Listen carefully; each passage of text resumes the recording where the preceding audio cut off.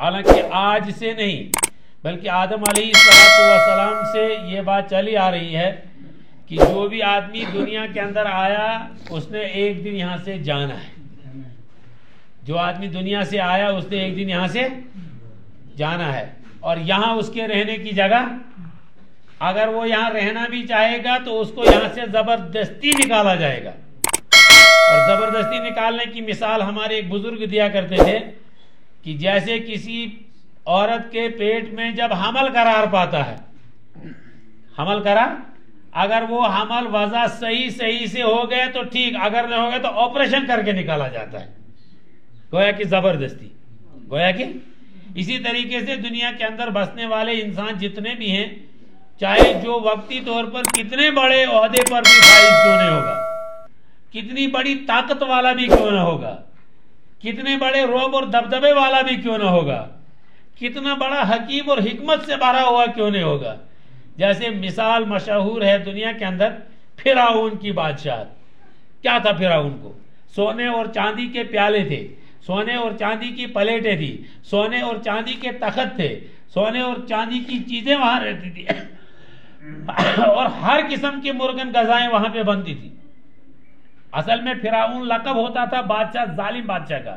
پھر فرعون کو نام کے تو بہت سارے بادشاہ گزرے ہیں، لیکن دیکھا آپ نے کہ اللہ تعالیٰ نے فرعون کی لاش کو دریائے دجلہ کے اندر غرق کر دیا نا، اور وہی موسیٰ علیہ السلام کو راستہ دے دیا. موسیٰ علیہ السلام آگے بڑھا، پیچھے سے فرعون اور اس کی قوم آ رہی تھی، دھول اتنی اٹھ رہی تھی کہ آسمان تک پہنچ رہی تھی. تو موسیٰ علیہ السلام کے جو ہے ساتھیوں نے کہا کہ دبن وہیں مارنا، اس سے پاچی حساب فوج تو بونٹ سے دریاؤ دبن چوک لا تحزن ان اللہ معنا، کیا آپ گمان خوف مت کرو، ان اللہ معی، یہاں معی ہے. تو کہا کہ اللہ میرے ساتھ ہے. تو اللہ تعالیٰ نے کہا کہ اے موسیٰ اٹھا اپنا عصا اور مار اس پہ.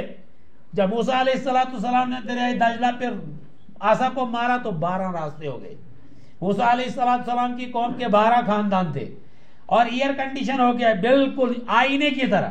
ہر آدمی دیکھ رہا ہے، میرا رشتہ دار، میری بیوی، میرے بچے، میرے ماموں، میرے نانو، میرے دادو، میرے انکل، میرے تایا، میرے سسر، میرے فلاں، میرے خالو گزر رہے ہیں، نکل گئے پار. فرعون نے دیکھا اچھا دریا سوکھ گیا. موسیٰ علیہ السلام کی قوم اور ان کی جو ہے گھوڑے، ان کے سم یعنی کھر بھی نہیں گیلے ہو گئے. اس نے بھی دریا کے اندر اپنا گھوڑا دوڑا دیا اور پیچھے سے پوری لشکر. جب درمیان میں آ گئے تو اللہ نے حکم کر دیا چل بھائی، تو پوری قوم غرق ہو گئی. پوری قوم کیا ہو گئی؟ غرق ہو گئی. اور اس کے ساتھ میں فرعون بھی غرق ہو گیا. اور فرعون کو آج عجائب گھر میں رکھا گیا ہے دوائی ڈال کے، ہم اور آپ کے لیے اور پوری دنیا کی عبرت کے لیے کہ کتنا بڑا بادشاہ. تم تو وہاں پہنچ ہی نہیں سکتے، تم تو وہاں پہنچ نہیں سکتے ہو، ہے نا. مسلمانوں میں سے بھی 2 بادشاہ ایسے گزرے ہیں جنہوں نے مشرق سے مغرب، شمال سے جنوب تک حکومت کی ہے. اور ہندو میں بھی 2 بادشاہ ایسے گزرے ہیں جنہوں نے شمال سے جنوب، مشرق سے مغرب تک حکومت کی ہے. وہ بھی نہیں رہے، وہ بھی نہیں. اتنے بڑے بڑے بادشاہ، اتنے بڑے بڑے حکیم لقمان تھے نا، تو بڑے عقل مند تھے. بعض روایت کے اندر آتا ہے وہ نبی گزرے ہیں، لیکن اس میں تو اختلاف ہے کہ وہ نبی تھے یا نہیں تھے، لیکن اس میں کوئی اختلاف نہیں کہ وہ بہت بڑے ولی تھے. وہ بہت بڑے، کہتے وہ انسان کا نقشہ اتار دیتے تھے. کیسے؟ آپ حضرات نے دیکھا ہوگا بڑے بڑے شہروں میں چوراہیوں پہ وقت کے بادشاہ کا فوٹو بنا ہوا ہے، ناک کان سب کچھ ایسے، ناک کان. اور وہ اس طریقے سے بناتے تھے خط کشید کے، بالکل برابر لگتا تھا کہ یہی اشرف ہے، لطیف نہیں ہے، اور یہی شفیع ہے، فاروق نہیں ہے، اور یہی یاسین ہے، ارشد نہیں ہے. اتنا کھینچتے تھے. کہتے تھے جب جان نکالنے والا اسرائیل آ گیا سچویشن تو انہیں کاس کر زویت ساری لقمانی تھی. کیا شانن؟ اس نے سب کو جو ہے نقشہ بنا کے رکھا اور درمیان میں خود کھڑے ہو گئے. کیا ہو گئے؟ تو انہوں نے کہا کہ دبن کاسو کار بزو کو واپس ہوئی. یہ تو ایک ٹائم تھا نا، غلط تھی. اللہ تعالیٰ سے کہا کہ حضرت وہاں تو لقمان ہی لقمان ہے، کس لقمان کی جان نکالنی ہے؟ ان میں تو کوئی شکل میں بھی کوئی کمی جاتی نہیں ہے، بالکل ٹرو کاپی ہے، سب ایک جیسے ہیں. کہا سب کو دیکھو ایسے، سب کو دیکھو ایسے، جو ایسے کرے گا فوراً پکڑ لو. تو پھر آ گئے اسرائیل تو انہوں نے ایسے کیا تو اس کی بھی جان نکالی. آپ نے سنا ہوگا رستم اور سہرا پہلوان گزرے ہیں, بڑے پہلوان, شاہی پہلوان, جیسے حضرت جنید بغدادی یہ بھی پہلوان تھے, شاہی پہلوان. تو کتنے بڑے پہلوان تھے وہ, لیکن موت نے ان کو بھی نہیں چھوڑا. موت کے پنجے سے وہ بھی نہیں چھوٹے, موت کے پنجے سے بادشاہ بھی نہیں چھوٹے, موت کے پنجے سے جو ہے جج بھی نہیں چھوٹے, موت کے پنجے سے وکیل بھی نہیں چھوٹے. موت کے پنجے سے تو کوئی چھوٹ نہیں سکتا ہے. آپ حضرات نے سنا ہوگا حضرت جنید بغدادی رحمۃ اللہ علیہ یہ شاہی پہلوان تھے, پہلوانی کرتے تھے, شاہی یعنی بادشاہی پہلوان تھے. ایک مرتبہ ایسا ہوا کہ ایک سید صاحب کی بیٹیاں تھی, شادی کرنی تھی ان کی, لیکن اس کے پاس سرمایہ نہیں تھا.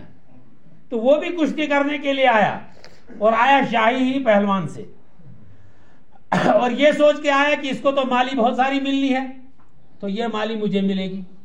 اور اس کو یہ بھی پتا تھا کہ میں اس کو گراؤں گا نہیں, گرانا تو اس نے مجھے ہے, لیکن اس نے اس کے ساتھ ایک وعدہ کیا. تو کوئی یقین کیا چیز ہوتی ہے. آج ہمارے پاس قرآن ہے لیکن یقین نہیں ہے, آج ہمارے پاس حدیث ہے لیکن یقین نہیں ہے, آج ہمارے پاس واعظ کرنے والے ہیں لیکن ہمیں یقین نہیں ہے, آج ہمارے پاس امام ہے لیکن یقین نہیں ہے, آج ہمارے پاس پیر ہے لیکن یقین, آج ہمارے پاس ہر چیز موجود ہے لیکن یقین نہیں ہے. اس نے جب پہلے اکھاڑے میں گئے تو ہاتھ ملایا, کان میں کہا دبن مجھے سید زاد, مجھے یہ مجبوری ہے, آج اللہ کے لیے تو ہار کھانا, اللہ کے لیے ہار کھا جانا, اور یہ مالی میں لے لوں گا تاکہ اپنی بچی کی شادی کروں گا, اور جنت کے اندر تیری روز محشر تیری سفارش کروں گا, روز محشر تیری سفارش کروں گا. کہتے ہیں جب ہاتھ ملایا, ہاتھ ملاتے فوراً جنید بغدادی نیچے گر گئے. تو شاہی پہلوان تھا, کوہرام مچ گیا, اس کی طرف سے لوگ داب دوگنی سے لڑا, دوگنی گلیوں سے دوبارہ کشتی شروع ہو گئی تو دوبارہ گرے وہ. یہ کتنا گرے ہوئے, ابھی تو شاہی پہلوان آج تک کسی نے اس کو گرا ہی نہیں. تیسری بار تو بہرحال اس کو تو پتہ نہیں یمس پیٹ لیک سے کتنے گراؤنڈ من وسان تی زانن تم وہ پیٹ کھمچ پیٹ کھمچ یہ معمولی دب لگان, نوڑ مینو بعدس من وچان, زنگ بعدس من وچان, باقی چیز بعدس من وچان, کیا پھٹ کیا نہ پھٹ, گوڑ مینو وچان کس میں وچس دب پانے لوگ دبس نہیں لگان نہ یس پیک دپان نا گرتے ہیں شہ سوار میدانی جنگ میں, وہ طفل کیا گرے ہیں جو گھٹنوں کے بل چلے. یس گھسیٹو عمر روز سہ کت گرے, سمنگ تمس ما لگ دب, یس زنگو سے پک تمس لگ دب. تو دب اگر معمولی لگان پانے وچان بعدس من لوج کت سوت, گوڑ وچان کس میں وچس, وہ تو گرایا تھا. کہتے ہیں تاریخ کے اندر لکھا ہے, کہتے ہیں حضرت جنید بغدادی وہاں سے اٹھے, بادشاہ نے بھی باقی لوگوں نے بھی آج سوچو کیا ونن پاتا. کہتے ہیں اللہ جب رات کو سوئے تو رات کو نبی کریم صلی اللہ علیہ وسلم کی زیارت ہو گئی, چونکہ یقین تھا بات پر کیا تھا, بات پہ یقین تھا. تو رات کو حضور صلی اللہ علیہ وسلم کی زیارت ہو گئی اور کہا کہ جنید تیرے ساتھ وعدہ ہوا ہے محشر میں, لیکن یہ ایسا وعدہ ہے کہ اس کو میں دنیا میں بھی پورا کر کے دے دوں گا. چلو تیرے دروازے پہ صبح ولیوں کی لائن لگی ہوگی, جو ولی تیرے ہاتھ پہ بیعت نہیں کرے گا اس کی ولایت مجھے قبول نہیں. یہ صبح دروازہ کھولتے ہیں تو لائن چلے گی کوراڑتا کہتا مت یہ تو کوراڑتا وہ ونزو نا تو پوزی کوراڑ, یہ چھک مثال لائن چھ کوراڑتا لگی ساری ولی آئے دپن تمن ولین تہ اس خواب آمت, تم تہ نا پوزی ولی سان پہ نا افزوئی. اس کیا دپان چھ مشید من گژھا نماز پڑھنے دپان چھ مشید من ان وال تت دپان ژور یوان, تت کیا دپان مشید من نمازی ژور کران. أکس بزرگس وونُکھ, بزرگن ووٚن دپ مشید من چھنہٕ نمازی ژور کران, تتہِ چھِ ژور تہِ یوان نماز پڑھنے. مطلب کیا چھُ دپان یُس نماز پڑھان چھُ سُہ چھُنہٕ ژور کران بلکہ ژور چھِ یوان نماز پڑھنے. بہن سے تو نماز تہِ پڑھ تو ژور تہِ کر, کیا کر ژور تہِ. تو اس طریقے کی ہی بات تھی. تو ولیوں کی لائن لگ گئی, اور حضرت جنید بغدادی رحمۃ اللہ علیہ کو اللہ تبارک و تعالیٰ نے ولیوں کا امام بنایا. کس بات پر, یقین پر.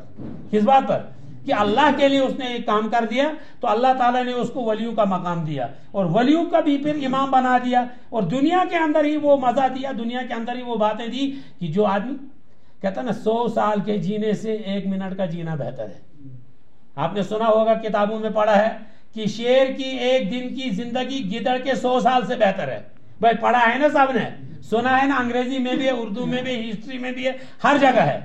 تو بزرگوں نے بھی کہا ہے کہ 1 گھنٹے کے جینے سے 100 سال کے جینے سے بہتر ہے 1 گھنٹہ جیو. جب نیک کام آپ کریں گے آپ کو لوگ 100